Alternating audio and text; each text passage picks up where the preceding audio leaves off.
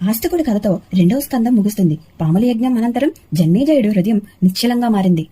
ఆస్తిక మహర్షి ఆశీర్వాదంతో యజ్ఞం ఆగిపోయింది. నాగవంశం మళ్లీ రక్షించబడింది. అప్పుడు ఆ యజ్ఞస్థలంలో ప్రశాంతత అలుముకుంది. దేవతలు, మహర్షులు, పితృదేవతలు అందరూ ఆస్తికుణ్ణి ప్రశంసిస్తూ సత్యసంధుడు ఆస్తికుడు, ధర్మ మార్గానికి ప్రతీక అని పేర్కొన్నారు. ఆ సమయంలో రాజు జన్మేజయుడు తన పితామహుడు పార్థుడి వంశానికి తగిన విధంగా ధర్మాన్ని ఆచరించాలనే తపనతో ఉండేవారు. కాని మనసులో మాత్రం ఒక ప్రశ్న వేధిస్తుంది. నాగుల యజ్ఞం ఎందుకింత భయంకరమైంది? భవబంధం నుండి విముక్తి సాధ్యమా? అప్పుడే యజ్ఞం అనంతరం వ్యాసమహర్షి స్వయంగా రాజు జన్మేజయుడి వద్దకు వచ్చారు. రాజు వారిని గౌరవించి పాద ప్రక్షాళన చేసి ఆసనమిచ్చి నమస్కరించాడు. వ్యాసమహర్షి మృదువుగా పలికారు, రాజా, నీ మనసులో ప్రశ్నలే ప్రశ్నలున్నాయి. యజ్ఞం నీ పుత్రురుణం తీర్చింది, కాని ఆత్మజ్ఞానం మాత్రం ఇంకా పొందలేదు. ఆ జ్ఞానం పొందే మార్గం దేవీ భాగవతం ద్వారా లభిస్తుంది. అప్పుడే జన్మేజయుడు నమస్కరించి ఇలా అన్నాడు, మహర్షి, ఈ సృష్టి రహస్యమేమిటి?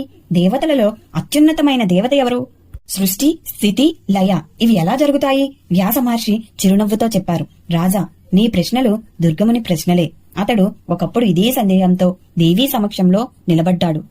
అదే కథను ఇప్పుడు నీకు చెబుతాను, విను. అలా 3వ స్కందం ప్రారంభమవుతుంది. దుర్గమ్మ ప్రశ్న అనే మొదటి అధ్యాయం ప్రారంభమవుతుంది.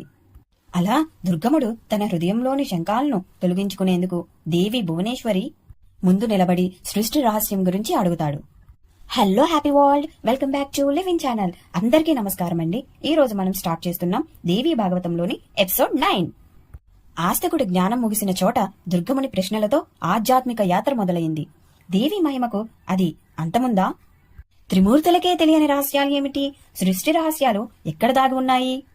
ఈ ప్రశ్నలన్నిటికీ సమాధానం తెలుసుకుందాం రండి. అయితే ఈ జన్మేజయుడు ఎవరు? జన్మేజయుడు అనేవాడు పరీక్షిత్ మహారాజు కుమారుడు. పరీక్షిత్ అభిమన్యుడు కుమారుడు. అంటే జన్మేజయుడు పాండవుల వంశానికి చెందిన రాజు. అతను హస్తినాపురానికి రాజుగా ఎదిగారు. వ్యాస మహర్షిని ఎందుకు కలిశాడు అంటే, జన్మేజయుడు రాజ్య పాలనతో పాటు యజ్ఞాలు, శాస్త్రాలు, ధర్మం గురించి చాలా ఆసక్తిగా ఉండేవాడు. ఒకరోజు అతనికి మనసులో ఒక గొప్ప సందేహం కలిగింది. సృష్టి ఎలా ప్రారంభమయ్యింది? శక్తి పాత్ర ఏమిటి? సృష్టిలో దేవతలు, విష్ణువు, బ్రహ్మ, శివుడు ఎక్కడి నుండి పుట్టారు? ఈ జగత్తు యొక్క మూల కారణం ఎవరు? ఈ ప్రశ్నలకు సమాధానం తెలుసుకోవాలని అతను వ్యాస మహర్షిని ఆహ్వానించారు. రాజు జనమేజయుడు వ్యాస మహర్షికి నమస్కరించి ఇలా అన్నాడు, ఓ మునీశ్వర, సృష్టి, స్థితి, లయల మూల కారణం ఎవరు? విష్ణువు, బ్రహ్మ, శివుడు ఎక్కడి నుండి వచ్చారు? వీరికంటే ముందు ఎవరు ఉన్నారు? ఇలాంటి లోతైన ప్రశ్నలను అడిగినందున దాన్ని దుర్గమ్మ ప్రశ్న అని పిలుస్తారు. ఇది చాలా రహస్యమైన, గంభీరమైన ప్రశ్న. ఈ సందర్భం ఎందుకు ముఖ్యమంటే, ఇక్కడి నుంచే వ్యాసుడు మహారాజుకు శక్తి మహిమ, శ్రీ భువనేశ్వరీదేవి వైభవం, సృష్టి రహస్యాలు వివరించడం మొదలు పెడతాడు. ఈ ప్రశ్న వల్లే శ్రీదేవీ భాగవతంలోని అసలు ఆధ్యాత్మిక రహస్యాలు బయటపడతాయి. ముఖ్యమైన విషయం ఏమిటంటే, జన్మేజయ వ్యాస మహర్షి సంభాషణ సాధారణ ప్రసంగం కాదు. ఇది గురు శిష్య సంభాషణ. ఇది మొత్తం కథకి పునాదిగా మారుతుంది. అయితే ఆ దుర్గమ్మ ప్రశ్న కోసం తెలుసుకుందాం. జన్మేజయుడు వ్యాస మహర్షి చెప్పిందంతా విని గంభీరంగా అడిగారు, భగవంతుడా, నువ్వు అంబయజ్ఞం చెయ్యి అని అన్నావు. కాని ఎవరా అంబ? ఆమె ఎలా పుట్టింది? ఎక్కడ పుట్టింది? ఆమెలో ఏ గుణాలు ఉన్నాయి? ఆ యజ్ఞం ఎలా చేయాలి? దాని స్వరూపం ఏమిటి? ఈ విషయాన్ని సవివరంగా చెప్పు అని అన్నారు. అంతేకాదు, అతడు కొనసాగిస్తూ లోతైన ప్రశ్నలు అడిగారు. ఈ బ్రహ్మాండం ఎలా పుట్టింది? బ్రహ్మ, విష్ణు, శివ వీరి మహిమ నాకు తెలుసు. కాని ఈ ముగ్గురు స్వతంత్రులా, లేక ఏదో శక్తికి పరాతంత్రులా? వీరికి కాలమనే ప్రభావం ఉందా, లేక కాలానికి అతీతులా? జన్మేజయుడు చాలా లోతైన తాత్విక సందేహాలు పెట్టారు. వీరికి మానవుల వలె సుఖం, దుఃఖం, నిద్ర లాంటివి ఉంటాయా? వీరి శరీరాలు భూమి, నీరు మొదలైన 7 ధాతువులతో తయారయ్యారా? వీరిలో ఏ గుణం ప్రధానంగా ఉంది? సత్వం, రజోసా, తమోసా? అతడు మరికొన్ని గొప్ప ప్రశ్నలు కూడా అడిగారు. వీరిలో ఎన్ని ఇంద్రియాలున్నాయి? వాటి అనుభవం ఎలా జరుగుతుంది? వీరి ఆయుష్ ఎంత? నివాస స్థలాలు ఎక్కడ? వారి విభూతులు ఏమిటి? ఈ ప్రశ్నలు విని వ్యాసుడు ఆశ్చర్యపడి చెప్పారు, ఓ రాజా, నువ్వు అడిగింది చాలా దుర్గమమైన ప్రశ్న. దీని సమాధానం చెయ్యడం సులభం కాదు. ఇదే ప్రశ్నను నేను ఒకప్పుడు నారద మహర్షిని అడిగాను. తరువాత వ్యాసుడు నారదుణ్ణి ఎలా కలిశారో వివరిస్తారు. ఒకసారి గంగా తీరం వద్ద నారద మహర్షిని చూశాను. సంతోషంతో అతని పాదాలపై వాలాను. అతడి అనుమతితో ఆసనంపై కూర్చున్నాను. కులస ప్రశ్నలు అనంతరం ఈ విశ్వసృష్టి రహస్యాల గురించి నారదుణ్ణి అడిగాను. వ్యాసుడు నారదుణ్ణి అడిగిన ప్రశ్న ఇదే: మహావతి, ఈ బ్రహ్మాండం ఎవరు సృష్టించారు? ఇది నిత్యమా అనిత్యమా? ఒక దేవుడు సృష్టించాడా, లేక అనేక మంది కలిసా? శివుడా, విష్ణువా, బ్రహ్మనా, లేక వేరెవరైనానా? అతడు తాత్విక పద్ధతిలో సమాజంలోని వాదోపవాదాలను గుర్తు చేశారు. ఏమిటంటే, కొందరు శివుడే సర్వకారణం అంటారు, మరికొందరు విష్ణువే పరమేశ్వరుణ్ణి స్తుతిస్తారు, ఇంకొందరు బ్రహ్మదేవుడని, ఇంకొందరు సూర్యుడని, ఇంద్రుడు, చంద్రుడు, అగ్ని, గాలి వంటి దేవతలన్నీ అంటారు. మరికొందరు ఆది పరాశక్తినే సర్వధారంగా భావిస్తారు. ఆమె నిర్గుణ, సుగుణ, వైష్ణవి, శాంకరి, మహాశక్తి, మోక్షప్రదాయిని అని వర్ణిస్తారు. మరికొందరేమో వాదిస్తారు ఒకే దేవుడు లేడని, జగత్తు స్వయంగా పుట్టిందని. కపిలముని వాదములు, సాంఖ్య సిద్ధాంతాలు, వేదాలు తార్కికులు. వీరి వాదాలతో వ్యాసుడు, జన్మేజయుడు తల తిప్పుకుపోతారు. జన్మేజయుడు తన గుండెల్లో దాచుకున్న అసలు ఆవేదన చెబుతాడు. ధర్మం అంటే గొప్పదంటారు, కాని నా వంశంలో ధార్మికులైన పాండవులు ఎందరో కష్టాలు అనుభవించారు. అప్పుడు ధర్మం వల్ల ప్రయోజనం ఏమిటి? నా హృదయం ఈ సందేహాలతో వణుకుతుంది. ఓ మునీంద్ర, నీ జ్ఞానంతో నన్ను ఈ సందేహ సముద్రం నుంచి బయటకు తీసుకొనిరా అని అంటారు. జన్మేజయుడు అడిగిన ప్రశ్నలు అత్యంత లోతైనవిగా ఉన్నాయి కాబట్టి వీటిని దుర్గమ్మ ప్రశ్న అని పిలువబడ్డాయి. ఆయన ప్రశ్నల్లో దేవతల స్వభావం, విశ్వసృష్టి మూలం, ధర్మ స్వరూపం అన్నీ ఉన్నాయి. వ్యాసుడు ఈ ప్రశ్నలకు సమాధానం చెప్పేందుకు నారదుని సంభాషణను ప్రారంభిస్తాడు. ఇందులో విశ్వసృష్టి తత్వాన్ని లోతుగా పరిచయం చేసే కీలక దశ. నారదుడు చెప్పబోయే విశ్వరూప దర్శనం ప్రారంభమవుతుంది. వ్యాసుడు చెప్పిన నారదుని కథ ఏమిటంటే, జన్మేజయుడు అడిగిన సృష్టి రహస్య ప్రశ్నకు సమాధానంగా వ్యాస మహర్షి ఇలా అన్నారు: నేను కూడా ఇదే ప్రశ్న నారదుణ్ణి అడిగాను. నారదుడు కూడా తన మనస్సులో ఇలాంటి సందేహాలతో బ్రహ్మలోకానికి వెళ్లారు. నారదుడు సందేహాలపై సందేహాలతో బాధపడి, ఈ బ్రహ్మాండాన్ని ఎవరు సృష్టించారు, ఎవరు పరమేశ్వరుడు అని బ్రహ్మని అడుగుతారు. బ్రహ్మ చెబుతారు, ఈ ప్రశ్నకు సాక్షాత్ విష్ణువు దగ్గర కూడా స్పష్టమైన సమాధానం లేదు. సత్యాన్ని మునులు, తపస్సులు చేసిన మహాజ్ఞానులు మాత్రమే తెలుసుకోగలరు అని. సృష్టి ఆరంభ దశ బ్రహ్మ చెప్పినట్లు ప్రళయ కాలంలో జగత్తంతా నీటిమయం అయిపోయింది. అనంతరం పంచభూతాలు పుట్టాయి. బ్రహ్మడు పద్మంలో నుంచి పుట్టారు, కాని చుట్టూ ఏమీ లేదు. భూమి కోసం 1000 ఏళ్లు వెతికారు. ఆకాశవాణి తపస్సు చెయ్యి అని చెప్పింది. తపస్సు అనంతరం సృష్టించు అన్న వాణి వినిపించింది. మధుకైటబుల యుద్ధం. బ్రహ్మ ధ్యానంలో ఉన్నప్పుడు మధుకైటబులు వచ్చి యుద్ధానికి ఆహ్వానించారు. భయంతో బ్రహ్మ పద్మనాళంలోకి దిగుతారు. అక్కడ యోగ నిద్రలో ఉన్న మహావిష్ణువు దర్శనమిస్తారు. భగవతిని స్తుతిస్తారు. దేవి విష్ణుదేహం నుండి వెలుపలకు వస్తుంది. విష్ణువు మెలుకుంటారు. తరువాత 5000 సంవత్సరాలు యుద్ధం జరుగుతుంది. దేవి మోహమాయతో రాక్షసులను మోసం చేసి విష్ణువు వారిని తన తొడల మీద చంపుతారు. తరువాత దేవీ దర్శనం, దివ్య విమానం ఆవిర్భావం అవుతుంది. యుద్ధం తరువాత బ్రహ్మ, విష్ణు, శివులు కలిసి దేవిని ఆకాశంలో సందర్శిస్తారు. దేవి వారిని అనుగ్రహించి ప్రతి ఒక్కరికి తమ తమ బాధ్యతలను, సృష్టి, పాలన, లయం అప్పగిస్తుంది. వారు భూమి లేదు, గుణాలు లేవు అని చెప్పగా దేవి చిరునవ్వు నవ్వుతుంది. ఆకాశం నుండి ఒక అద్భుతమైన దివ్య విమానం దిగుతుంది. దేవి, భయపడకండి, ఈ విమానంలో ఎక్కండి, నేను మీకు దివ్య దృశ్యం చూపిస్తాను అంటుంది. వారు విమానంలో కూర్చుంటారు. విమానం దేవీ శక్తిలో ఆకాశంలో ఎగురుతుంది. ఇలా దేవీ మహిమ త్రిమూర్తులకు వెల్లడే సృష్టి రహస్యాలు పునరావృతమవుతాయి. కాని ఈ సృష్టి ఆరంభం తర్వాత మొదలయ్యే బ్రహ్మాండ పుట్టుక కథ ఇంకా ఉందా? సృష్టి రహస్యాన్ని తెలుసుకోవాలనే ఆతురతతో నారదుడు బ్రహ్మని అడిగారు. బ్రహ్మడు ప్రళయ కాలంలోని సృష్టి ఆరంభం, మధుకైటపుల యుద్ధం, దేవీ ప్రత్యక్షం మరియు దివ్య విమానం ఆవిర్భావం వంటి విశ్వరహస్యాలను వెల్లడించారు. ఆ దివ్య విమానం సృష్టి మాప్తను దర్శింపచేసిన మొదటి సంకేతం. ఇది త్రిమూర్తుల దివ్య విమానంలో ప్రయాణిస్తూ బ్రహ్మలోకం, కైలాసం, వైకుంఠం, చివరికి భువనేశ్వరీదేవి యొక్క దివ్య రూపం దర్శనం పొందే విశేషమైన భాగం. మనోవేగంతో విమానం ఎగిరి నీళ్లు లేని ప్రదేశానికి చేరింది. అక్కడ నేల ఉంది. చెట్లు పండ్లతో నిండాయి. కోయలు మధురంగా కూశాయి. ఆ ప్రదేశం అద్భుతంగా ఉంది. నదులు, కొండలు, వనాలు, బావులు, ఉపవనాలు, పశువులు, మనుషులు అందంగా కలిసిన సౌందర్యమయం ఒక దివ్యమైన పట్నం కనబడింది. ఆ పట్నం స్వర్గంలా ఉంది. యజ్ఞశాలలు, మండపాలు, గోపురాలు ప్రకాశాలతో శోభించాయి. ఒక రాజు వేటకు బయలుదేరుతున్నాడు. అతని రూపం దేవత వలె ఉంది. అంతలో భగవతి ఉన్న విమానం ఒక్కసారిగా గాలి వేగంతో ముందుకు దూసుకువెళ్లి నందనవనం చేరింది. అక్కడ పారిజాత వృక్షం, కామధేనువు, ఐరావత ఏనుగు, మేనక మొదలైన అప్సరసలు, గంధర్వులు, యక్షులు అందరూ పాటలు పాడుతూ సంబరంగా విహరిస్తున్నారు. సచీదేవితో దేవేంద్రుడు కూడా అక్కడే ఉన్నారు. వరుణుడు, కుబేరుడు, యముడు, సూర్యుడు, అగ్ని అన్ని దేవతలు దర్శనమిచ్చారు. మరలా విమానం బ్రహ్మలోకానికి చేరింది. బ్రహ్మసభలో 4 వేదాలు, వేదాంతాలు మూర్తి రూపంలో దర్శనమిచ్చాయి. శివుడు, విష్ణువు ఆశ్చర్యపడి బ్రహ్మ, ఈ సనాతన బ్రహ్మ ఎవరు అని అడిగారు. బ్రహ్మ కూడా తెలియదని సమాధానమిచ్చారు. విమానం మైలి కైలాస శిఖరానికి చేరింది. అక్కడ శివుడు వృషభం మీద బయలుదేరుతున్నాడు.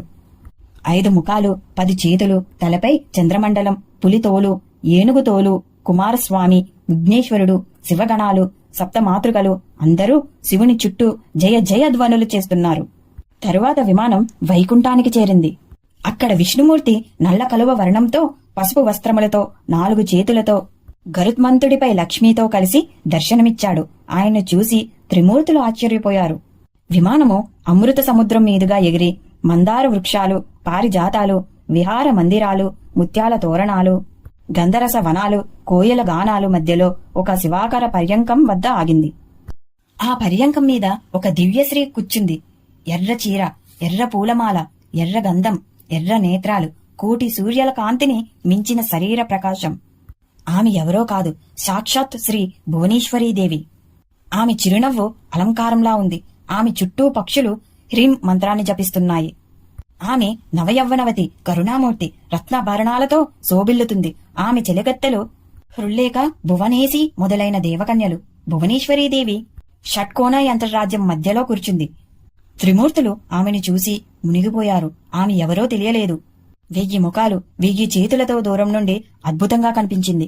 విష్ణుమూర్తి తన అనుభవంతో ఇలా అన్నారు: ఈమె జగదాంబే, ఈమె మహామాయ, మహావిద్య, పూర్ణ ప్రకృతి. ఈమె పరమాత్మ, నిత్య, విశ్వేశ్వరి. ఈమెనే తెలుసుకోవాలంటే యోగ మార్గమే మార్గం. అతడు గుర్తు చేసుకున్నాడు. ప్రళయ సముద్రంలో తాను శిశువుగా ఉన్నప్పుడు ఈ దేవియే తనను లాలించిందని, ఆమె తన తల్లినేనని. త్రిమూర్తులు అర్థం చేసుకున్నారు. ఈమె మూల ప్రకృతి, సర్వేశ్వరి, విశ్వ సృష్టికి ఆధారం. ఆమె దర్శనం పుణ్యవంతులకు మాత్రమే లభిస్తుంది అని. బ్రహ్మ, మహేశ్వర, మనమంతా దేవీ వద్దకు చేరి ఆమెను స్తుతిద్దాం. ఆమె మనకు తప్పక వరం ప్రసాదిస్తుంది. ద్వారం దగ్గర ఆపినా మనసు ఏకాగ్రతతో బయట నిలబడి స్తోత్రం చేద్దాం. అలా నిర్ణయించి వారు దేవీ మందిరం ద్వారం వద్దకు వెళ్లారు. భగవతి మహామాయ వారిని చూసి మందహాసం చేసింది. క్షణంలోనే ముగ్గురిని అందమైన స్త్రీలుగా మార్చేసింది. వారి శరీరాలపై మెరిసే నగలు, అందమైన వస్త్రాలు ప్రత్యక్షమయ్యాయి. వారు ఆశ్చర్యంతో పరస్పరం ముఖాలు చూసుకున్నారు. ఆ రూపంలోనే వారు మందిరంలోకి అడుగుపెట్టారు. దేవి వారిని ప్రేమ దృష్టితో చూసింది. ఆమె రత్నసింహాసనం కోటి సూర్యకాంతితో ప్రకాశిస్తుంది. అక్కడ వేలాది దేవకన్యలు వివిధ వర్ణాల చీరలతో, రకరకాల నగలతో అలంకరించి భగవతిని సేవిస్తూ ఉన్నారు. కొందరు పాటలు పాడుతున్నారు, కొందరు నాట్యం చేస్తున్నారు, కొందరు వాద్యాలు వాయిస్తున్నారు, మరికొందరు ఉపాసన చేస్తున్నారు. అప్పుడే బ్రహ్మదేవుడు దేవి గోటి అద్దంలో ఒక అద్భుత దృశ్యం చూశారు.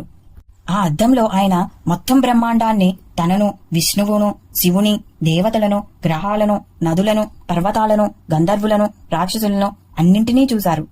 అక్కడ విశ్వవసు, చిత్రకేతు, నారదుడు, తుంబురు, ఆహా, ఊహు, గంధర్వులు, అశ్వినీ కుమారులు, వసువులు, సిద్ధులు, పితృదేవతలు అందరూ ఆ అద్దంలో ప్రతిబింబించారు.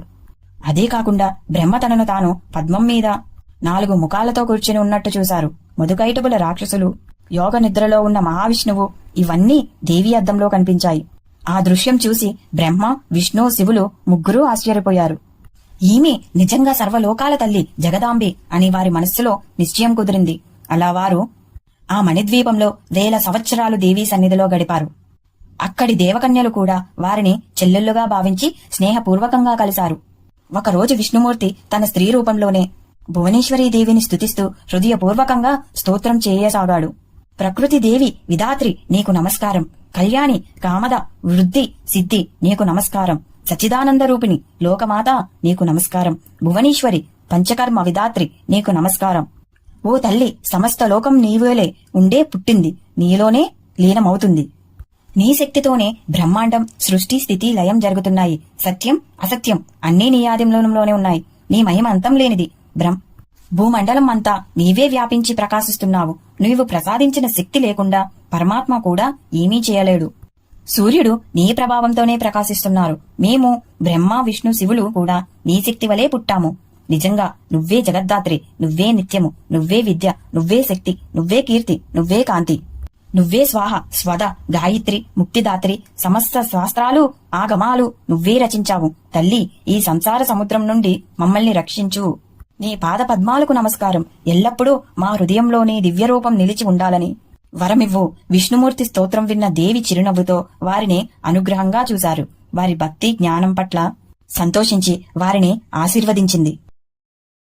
విష్ణు భగవానుడి స్తోత్రం అనంతరం శివుడు వినమ్రతతో దేవిని స్తుతిస్తూ ఇలా ప్రార్థించారు. అంబా, విష్ణువు బ్రహ్మ నేను మేమంతా నీ శక్తి వలే పుట్టి నీ అనుగ్రహంతోనే కార్యాలు చేస్తున్నాము. నువ్వే భూమి, నీరు, అగ్ని, గాలి, ఆకాశం పంచభూతములు. నువ్వే ఇంద్రియాలు, మనస్సు, బుద్ధి, అహంకారము. బ్రహ్మ విష్ణు మహేశ్వరులు సృష్టి స్థితి లయకర్తలు మని చెప్పేవారు అవివేకులు. నిజంగా ఈ విశ్వమంతా నీ సృష్టి మాత్రమే.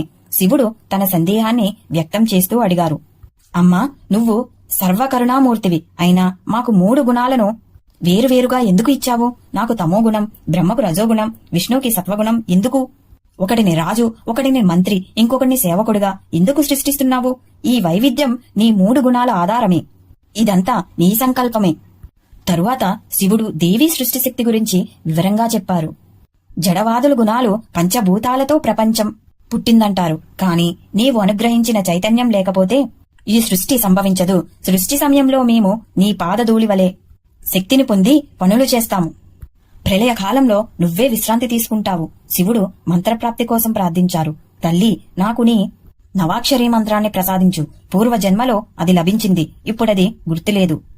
ఈ భవనసాగరంలో నుంచి రక్షించు. దేవి సంతోషించి నవాక్షరీ మంత్రాన్ని ఉపదేశించింది. శివుడు ఆనందంతో జపించడం ప్రారంభించాడు. తరువాత బ్రహ్మదేవుని స్తుతిస్తూ ఇలా అన్నారు. తల్లి, వేదాలు నిన్ను సరిగా గ్రహించలేదు. అందుకే నిన్ను గురించి స్పష్టంగా ఎక్కడా చెప్పలేదు. కాని స్వాహా రూపంలో నువ్వు యజ్ఞలో ఉన్నావు. నేను పూర్వంలో అహంకారంతో నేనే సృష్టికర్త అనుకున్నాను. కాని ఇప్పుడు నీ పాదధూళి వలన నిజం గ్రహించాను. నువ్వే సృష్టి స్థితి లయకర్త. నీవు లేనిదే మేము ఎవరమూ ఏమీ చేయలేము. బ్రహ్మ తన సందేహం వ్యక్తం చేశారు. అంబా, నువ్వు స్త్రీవా పురుషుడువా? దైవతమా అద్వైతమా? ఆ మాయాజాలంలో నేను తడబడుతున్నాను. దయచేసి నా సందేహాన్ని తీర్చు. నా పూర్వ పుణ్యంతోనే పాదసేవ చేయగలిగాను. ఇది నా జీవిత సార్థకత. ఈ విధంగా శివుడు బ్రహ్మ ఇద్దరూ దేవిని అత్యున్నత శక్తిగా స్తుతిస్తూ మోక్షం జ్ఞానం కోసం ప్రార్థించారు. దేవి వారిని ప్రసన్నంగా కటాక్షించి మంత్రజ్ఞానం మరియు భక్తిని ప్రసాదించింది. ఇలా దేవీ శక్తి సర్వోన్నతం. బ్రహ్మ విష్ణు శివులు మహేశ్వరులు కూడా ఆమె అనుగ్రహంతోనే తమ కార్యాలు చేస్తున్నారు. మోక్షానికి తపస్సు జ్ఞానం మాత్రమే కాదు, దేవీ పాదసేవ భక్తి అవసరం. నవాక్షరీ మంత్రం ప్రాముఖ్యతను శివుడు పొందాడు. బ్రహ్మ తన అహంకారాన్ని విడిచి దేవీ శక్తిని అనుసరించి అంగీకరించారు. శివుడు బ్రహ్మ చేసిన భక్తి స్తోత్రాలు విన్న అనంతరం దేవి చిరునవ్వుతో వారిని ఉద్దేశించి ఇలా అన్నది. బ్రహ్మ విష్ణు శివులారా, మీరు స్త్రీ పురుష రూపాల గురించి, సృష్టి గురించి, గుణాల గురించి నన్ను అడిగిన సందేహాలన్నీ విన్నాను. ఇప్పుడు జాగ్రత్తగా వినండి. ఈ విశ్వంలో ఉన్నది అంతా నేనే. నాలో తప్ప వేరుగా ఏదీ లేదు. నేనే సృష్టి, నేనే స్థితి, నేనే లయం, నేనే పరమాత్మ స్వరూపిణి. సకల జగత్తుకి మూల కారణం నేనే. అది స్త్రీ రూపంలోనైనా కావచ్చు, పురుష రూపంలోనైనా కావచ్చు, లేదా రూపరహితంగా కావచ్చు. అవి అన్నీ నా తానే ధరించిన రూపాలు. నన్ను ద్వైతంగా అద్వైతంగా స్త్రీగా పురుషుడిగా చూడడం అన్నీ మనుష్య మతి సృజన మాత్రమే. ప్రళయ సమయంలో నేనే మాయగా అవ్యక్త రూపంలో విశ్రాంతి తీసుకుంటాను. ఆ తరువాత సృష్టి కోసం నా శక్తిని వ్యక్తం చేస్తాను. ఆ శక్తి వలె బ్రహ్మ పుడతారు. సృష్టి మొదలవుతుంది. విష్ణువు పాలిస్తాడు. నువ్వు శివుడివి, లయ కార్యాన్ని నిర్వహిస్తావు. కాని ఇవన్నీ నా ఆధీనంలోనే జరుగుతాయి. మీరు అందరూ నా సంకల్పమే అని. నాటకంలో పాత్రధారులు, నేనే నిమిత్త కారణం కూడా, ఉపధారణం కారణం కూడా. నన్ను సరిగ్గా అర్థం చేసుకోవడం కష్టం. నన్ను భక్తితో, జ్ఞానంతో ధ్యానించే వారికి మాత్రమే నా నిజస్వరూపం గ్రహించగలరు. తపస్సు, హోమాలు, మంత్రాలు, యజ్ఞాలు ఇవన్నీ మార్గాలు మాత్రమే. కాని నన్ను తెలిసేది భక్తితో కూడిన జ్ఞానంతో, ధ్యానం ద్వారానే. ఒకవేళ నన్ను స్త్రీ అని అనుకుంటే నేనే స్త్రీ, పురుషుడు అని అనుకుంటే నేనే పురుషుడు, ఇరువురు కాదు అనుకుంటే నేనే సర్వరూపము, రూపరహితము నేనే. నేనే ఆది, నేనే అంత్యము. బ్రహ్మాండాలు పుడతాయి, లయవుతాయి, కాని నేను ఎప్పటికీ శాశ్వతమైన, అనాదినాదమైన, నిత్యమైన శక్తిని. దేవి ఇలా చెప్పిన తరువాత బ్రహ్మ, విష్ణు, శివులు ఆశ్చర్యంతో దేవిని మరింత భక్తితో ప్రార్థించారు. ఆమె పరబ్రహ్మ స్వరూపిణని, జగత్తుకు మూల కారణమని గ్రహించారు. ఈ తత్వబోధ విన్న తరువాత త్రిమూర్తుల హృదయాల్లో భక్తి మరింత పెరిగింది. వారు తమ తమ కార్యాలను దేవి ఆజ్ఞ ప్రకారం నిర్వర్తించేందుకు సిద్ధమయ్యారు. ఇలా దేవి స్వయంగా తన పరబ్రహ్మ స్వరూపాన్ని వివరించింది. స్త్రీ పురుష ద్వైతం, అద్వైతం అన్నీ ఆమె రూపాలే. బ్రహ్మ, విష్ణు, శివులు ఆమె సంకల్పంలోనే పాత్రధారులు మాత్రమే. సృష్టి, స్థితి, లయల మూల కారణం దేవీ శక్తే. భక్తితో కూడిన జ్ఞానం ద్వారానే ఆమెను సరిగ్గా తెలుసుకోవచ్చు. దుర్గముడి ప్రశ్న నుండి శ్రీదేవి మహిమ వరకు భక్తి, జ్ఞానం భవబంధ విమోచనానికి మార్గాన్ని సూచిస్తుంది. కాని ఇక్కడితో కథ ఆగిపోలేదు. తదుపరి ఎపిసోడ్లో సత్యవ్రతుడి కథ, దేవీ యజ్ఞం వంటి అద్భుత సంఘటనలను చూద్దాం. Please like, share and subscribe to my channel. Thank you.